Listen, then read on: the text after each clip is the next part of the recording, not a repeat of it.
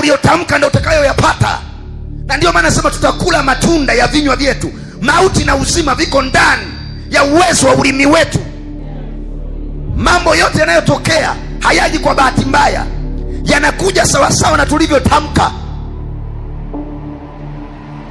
Tumia vizuri ulimi wako. Tumia ulimi vizuri, ulimi wako. Ni kweli unapitia changamoto, lakini usieleze ile changamoto, usiifanye kuwa matangazo. Unaumba.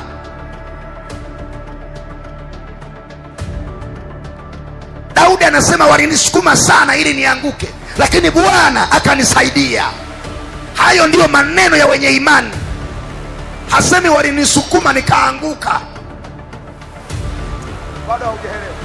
Walivyomsukuma Daudi, inawezekana alianguka kabisa mpaka chini, lakini hasemi walinisukuma nikaanguka. Anasema walinisukuma sana, lakini Bwana akanisaidia.